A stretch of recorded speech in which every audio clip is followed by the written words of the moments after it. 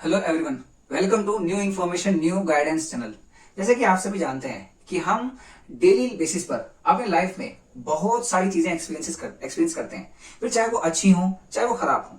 जो भी अच्छे एक्सपीरियंसेस होते हैं उससे हमें खुशी मिलती है और हम अपने जीवन में जो एक प्लेजेंटनेस है उसे एक्सपीरियंस करते हैं। लेकिन कई बार हम जीवन में पेन या सफरिंग्स को भी एक्सपीरियंस करते हैं, यानी कि जीवन में आने वाले जो दुख हैं हम उन्हें भी एक्सपीरियंस करते हैं। और एक्सपीरियंस चाहे अच्छा हो चाहे बुरा हो, वो किसी ना किसी प्रकार की एक टीचिंग हमें देकर के ही जाता है। अगर हम पेन और सफरिंग की बात करें तो यहां से भी हम काफी चीजें सीखते हैं, जैसे कि मेंटल लेवल पर हमारे अंदर रेजिलियंस डेवलप होती है। इसके साथ साथ हमारे अंदर डेवलप होती है एम्पैथी। एम्पैथी मतलब कि समानुभूति। मान लीजिए कि कल के दिन में अगर कोई व्यक्ति कहता है कि भाई मेरे सामने इस प्रकार का दुख आ रहा है या मैं इस प्रकार की समस्या में कंडीशन में हूं, तो अगर मैंने भी वैसी ही चीज फेस की है तो मैं उसकी चीज को समझ पाऊंगा, मैं खुद को उसके प्लेस पर रख पाऊंगा। ये है एम्पैथी।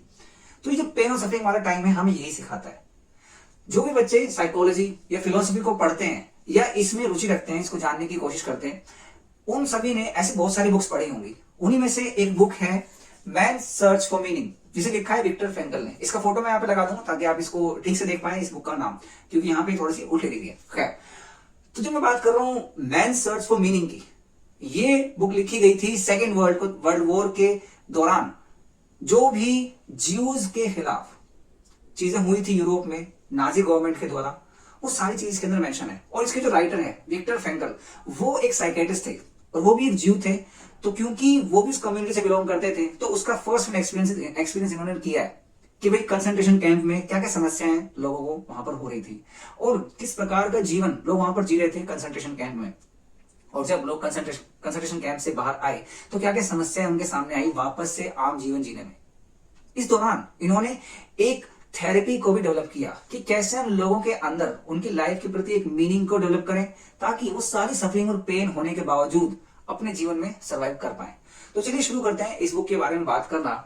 इस बुक में बेसिकली 3 चैप्टर्स के बारे में 3 चैप्टर्स में बात की गई है, जहां पे सबसे पहला चैप्टर जो है वो बात कर रहा है experiences in concentration camp. Concentration camp किस प्रकार के थे, वहां का माहौल कैसा था, उसके बारे में पहले चैप्टर में बात कर रहे हैं हमारे राइटर विक्टर फ्रैंकल। तो अगर हम बात करें इसके पहले चैप्टर की, यहां पर बात की गई है कि जो विक्टर फ्रैंकल है ना, वो कंसंट्रेशन कैंप में जो प्रिजनर्स थे उनकी 3 टाइप की साइकोलॉजिकल स्टेजेस की बात वो कर रहे हैं, जिसमें कि वो शॉक, अपैथी और रिएक्शंस की बात कर रहे हैं। बेसिकली जब वो बात कर रहे हैं शॉक की, मतलब कि जब वो पहली बार कंसंट्रेशन कैंप में जाते हैं और लोगों की जिस प्रकार की हालत थी, वो बहुत कम खाना उनको मिल रहा था, ठीक है, कपड़े बहुत फटे हुए थे या ठंड का टाइम था, बहुत कम कपड़े मिल रहे थे और बहुत ज्यादा हार्डशिप वाले काम दिए जा रहे थे। इस प्रकार की एक जो हालत थी उसे देख करके शॉक वाली फीलिंग विक्टर फ्रैंकल को हुई।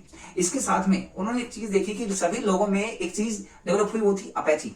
अपैथी का मतलब ये होता है कि चीजों के प्रति एक जो मन में दुख खुशियां वाली चीज होती है वो सब खत्म हो जाती है। मतलब मन में किसी प्रकार का कोई इच्छा ना होना, अच्छा या बुरा महसूस ना होना, अपैथी, बिल्कुल ही कोई फीलिंग नहीं है, चाहे आप कुछ भी अच्छा कर रहे हैं चाहे कुछ भी बुरा कर रहे हैं। और फिर इसके बाद एक चीज आती है reaction. Reaction during the liberation. कहने का मतलब ये है कि जब बहुत लंबे समय तक एक व्यक्ति पेन और सफरिंग्स को एक्सपीरियंस करता है, तो फिर आप अगर उसे इस चीज से बाहर निकालते हैं ना, तब भी उसके मन में वो चीजें रहती हैं। वो जो ट्रॉमा रहा है इतना लंबा, उसका इफेक्ट उस व्यक्ति के अंदर देखा जा सकता है। इसके बाद में अगर हम बात करें विक्टर फ्रैंकल की, तो वो यहाँ पर देखते हैं कि भाई यहाँ बहुत सारी ऐसे इंसिडेंट्स हुए थे जिसको इन्होंने दर्शाया है। जैसे कि एक और चीज है वो है लॉस ऑफ आइडेंटिटी। आपकी मेरी आइडेंटिटी क्या है, हमारा एक नाम है, हम कुछ काम करते हैं, हम कहीं पर रहते हैं, ठीक है। लेकिन अगर हमें सिर्फ एक नंबर दे दिया जाए कि भाई ये फलान फलान नंबर है और इसको बुलाओ, भाई मेरा नाम भी तो है, मैं कुछ काम भी करता हूं, लेकिन मुझे नहीं बुलाया जा रहा, एक नंबर को बुलाया जा रहा है। तो वो जो डीह्यूमनाइजेशन था आइडेंटिटी का, वो वहां पर महसूस किया गया, ठीक है।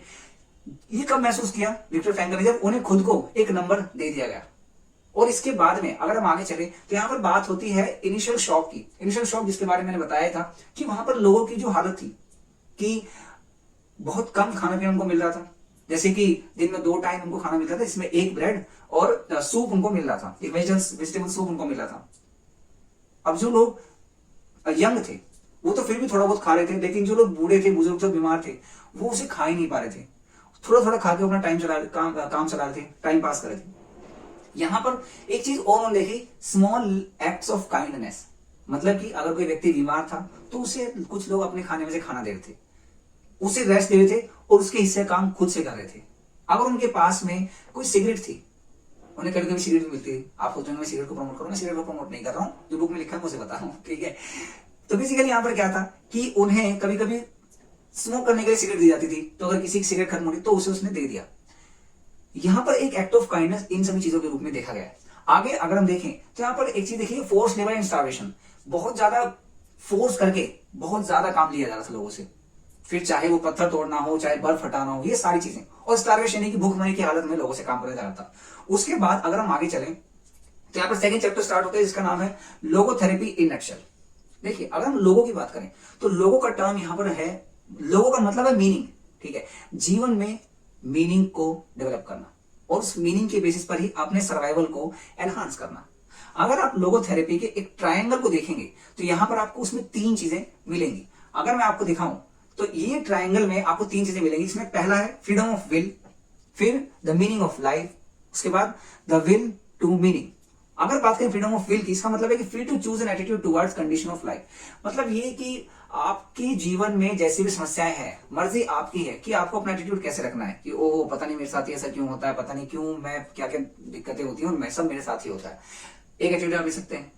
एक एटीट्यूड आप ये भी रख सकते हैं कि यार ठीक है ये भी दिक्कत हो रही है, लेकिन इसके बाद क्या हुआ, ये जब समस्या खत्म हो जाएगी उसके बाद भी क्या मैं ऐसे ही सर्वाइव करूंगा या फिर मेरे साथ चीजें ठीक होंगी। तो आपकी मर्जी है, अपना आप एटीट्यूड कुछ भी रख सकते हैं। ये उन बच्चों के लिए भी जो सोचते हैं कि मैं पढ़ाई में अच्छा तो करता हूँ लेकिन मेरे साथ ना मेरी किस्मत खराब हो जाती है और मैं ठीक नहीं कर पाता हूँ। नहीं, आपको अपने एटीट्यूड पे थोड़ा सा काम करने की जरूरत है, जिससे कि आप अपने आप को मोटिवेट कर पाए काम करने के लिए। फिर यहाँ पर एक अगली चीज आती है, meaning of life can be found in any situation. देखिए आपके जीवन में चाहे कैसी भी समस्या हो, कैसी भी कंडीशन हो, आपके जीवन में एक मीनिंग जो है आप उसे फाइंड आउट करने की कोशिश करें। और फिर तीसरी बात यहाँ पे हो रही है विलिंगनेस टू मीनिंग, कि क्या आपके अंदर विलिंगनेस है उस मीनिंग को फाइंड आउट करने की। तो आपकी विलिंगनेस, दूसरा आपका एटीट्यूड और तीसरा जो मीनिंग आप ढूंढने की कोशिश कर रहे हैं, ये तीनों ही चीजें मिलकर के एक लोगोथेरेपी का बेस बनाते हैं। अगर हम लोगोथेरेपी के अंदर थोड़ा सा और ध्यान दें तो हमें देखने के लिए मिलता है कि इसके अंदर एक चीज आती है, वो है freedom of choice. Freedom of choice जिसकी बात हमने अभी की कि भाई आपकी मर्जी है, आप चाहे कैसा जीवन जीना चाहते हैं, ये आपकी मर्जी है, आपकी आजादी है। अगर आपको दुखों में रहना है तो ठीक है, वो भी आपकी मर्जी है। आपको दुख से बाहर कैसे आना है ये जानना है तो वो भी आपकी मर्जी है। अगर हम इसके थोड़ा सा आगे चलें तो बात यहाँ पे आ रही है सोर्स ऑफ मीनिंग की, कि अगर हम कोई मीनिंग फाइंड आउट करना चाहते हैं तो उसके लिए सोर्स क्या हो सकता है। सोर्स यहाँ पर 3 प्रकार के यहाँ पर दिए गए हैं, जिसमें की है बाय क्रिएटिंग और डूइंग समथिंग मीनिंगफुल। मतलब कुछ मीनिंगफुल काम करने के बाद में हम लाइफ मीनिंग लेकर के आ सकते हैं। जैसे कि मैं अगर ये वीडियो बना रहा हूं तो मेरा मीनिंग क्या है, भाई मैंने एक किताब पढ़ी है और जो भी बच्चे साइकोलॉजी, फिलोसफी, पॉलिटिकल साइंस या फिर हिस्ट्री में काफी इंटरेस्ट रखते हैं तो वो इस बुक के बारे में जानेंगे और वो भी इसे पढ़ने की कोशिश करेंगे कि एक्चुअल में यूरोप में ऐसा क्या हुआ था, और वो सीखने की कोशिश करेंगे कि अगर ऐसी सफरिंग किसी और के जीवन में आती है तो वो कैसे बाहर निकल करके आ सकता है। ये मीनिंग है। इसके बाद में बाय एक्सपीरियंसिंग समथिंग और लविंग समवन। अगर आप कुछ एक्सपीरियंस कर रहे हैं या किसी चीज से, किसी इंसान से आप लव कर रहे हैं, वो भी एक मीनिंग के लिए, मीनिंग के प्रति आपको मोटिवेट करता है। यहां पर अगर कोई काम भी आप पसंद कर रहे हैं, किसी काम के प्रति आप मोटिवेटेड हैं, वो भी आपको पेन से बाहर निकलने के लिए या सर्वाइव करने के लिए मोटिवेट करता है। एक थर्ड पॉइंट जो है यहाँ पर वो है by facing suffering with dignity and courage. मतलब कहने के कि भाई दुख जो भी है होता रहेगा, लेकिन हमें अपने जीवन में डिग्निटी और करेज को बनाए रखना चाहिए। कहने का मतलब ये कि ये तो मेरे हाथ में नहीं है ना, जो चीजें हो रही है, जो कंडीशन हो रही है वो मेरे हाथ में नहीं है। मेरे हाथ में सिर्फ ये है कि मैं अपने आप को मैनेज करूं, अपने आप को मेंटेन करूं और जो भी चीजें मेरे कंट्रोल में है और मैं उन्हें बेहतर करूं। ठीक है, ये 3 चीजों के थ्रू हम मीनिंग को बना सकते हैं, मीनिंग को डेवलप कर सकते हैं अपनी लाइफ में। ये 3 सोर्सेज ऑफ मीनिंग हैं। इसके बाद में एक चीज और आती है यहाँ पर, role of responsibility. Role of responsibility मतलब क्या, मतलब कि अगर मैं अपने जीवन में मीनिंग को तलाश रहा हूं तो वहां पर मैं कोशिश करता हूं कि मेरी रिस्पॉन्सिबिलिटी क्या है, मेरा एग्जिस्टेंस क्या है। और अगर मैं अपने एग्जिस्टेंस को फाइंड आउट करने की कोशिश करूंगा तो मैं ये भी देखूंगा कि आखिर मेरी यहाँ पर रिस्पॉन्सिबिलिटी क्या है, इस कंडीशन में मैं क्या कर सकता हूं। तो ये दोनों चीजें इन दोनों ही चैप्टर्स में बात की गई है। इसके बाद में एक थर्ड चैप्टर है, वो बात करता है ट्रेजिक ऑप्टिमिज्म के बारे में। ट्रेजिक ऑप्टिमिज्म मतलब आपके जीवन में कोई ट्रेजेडी हो रही है, कोई दुख या समस्या वाली या परेशानी वाली कोई कंडीशन आ रही है, ऐसी ट्रेजेडी वाली सिचुएशन में भी आप खुद को आशावादी रख पा रहे हैं कि यार अच्छा मेरे साथ ये हुआ है, हो सकता है कि इसके बाद कुछ और अच्छा हो, या फिर ठीक है अभी ये प्रॉब्लम है मैं कुछ ऐसा एक्ट करूंगा या मैं कुछ ऐसे काम करूंगा कि मैं इस चीज से बाहर निकल के आ जाऊं। और जब इस तीसरे चैप्टर में ट्रेजिक ऑप्टिमिज्म की बात होती है तो यहां पर बात की जाती है लोगोथेरेपी के एक पूरे प्रोसेस की। जब हम किसी के जीवन में मीनिंग लेकर के आते हैं तो फिर अपने जीवन में हो, चाहे पेन चाहे सफरिंग वो किसी प्रकार की हो, कोई डेथ वो एक्सपीरियंस करता है, तब भी वो व्यक्ति आशावाद की तरफ जाता है और ऑप्टिमिज्म की तरफ जाता है। और जब हम यहाँ पर ऑप्टिमिज्म की बात कर रहे हैं तो विक्टर फ्रैंकल ने, एक बहुत ही अच्छे राइटर हैं फ्रेडरिक नीचा, उन्हें कोट किया है। और जब फ्रेडरिक नीचा को यहाँ पर विक्टर फ्रैंकल कोट करते हैं तो वो लिखते हैं, He who has a why to live for can bear almost any how। यानी कि अगर किसी व्यक्ति के जीवन में उसने क्यों को निर्धारित कर दिया कि मुझे जीना क्यों है, मुझे ये काम करना क्यों है, या फिर मैं इस कंडीशन में क्यों हूं, यहां से बाहर कैसे निकल सकता हूं, तो जितने भी हाव है ना कि कैसे ये काम होगा वो सारे अचीव हो जाएंगे।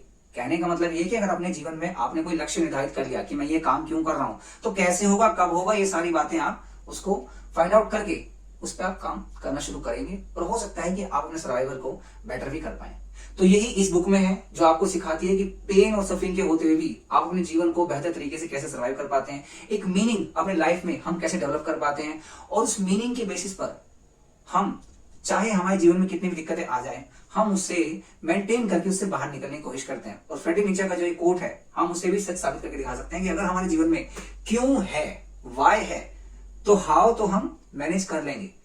मतलब दिक्कतें कोई भी हो पर कैसे वहां से निकलना है, अगर हमने क्यों लिख लिया तो वहां से निकल ही जाएंगे। इस वीडियो में बस इतना ही था। आई होप कि आपको वीडियो पसंद आई होगी और आपके आसपास में जितने भी पढ़ने लिखने वाले लोग हैं जो भी साइकोलॉजी पढ़ते हैं, समझते हैं, फिलोसफी को पढ़ना चाहते हैं, या सोशियोलॉजी में आना चाह रहे हैं, या सोशल वर्क की फील्ड में जाना चाहते हैं, मतलब ऐसी कोई भी फील्ड हो जो लोगों से संबंधित हो, लोगो एलओजीओ वाला नहीं, लोगो मतलब पीपल वाले, लोगों से संबंधित हो। खैर ये वीडियो यहीं तक था। आई होप कि आपको वीडियो पसंद आई होगी, आप इसे लाइक करें, और अगर आपको भी लगता है कि हम किसी और बुक के बारे में बात करें तो आप उसे सजेस्ट भी कर सकते हैं। Thank you so much, bye.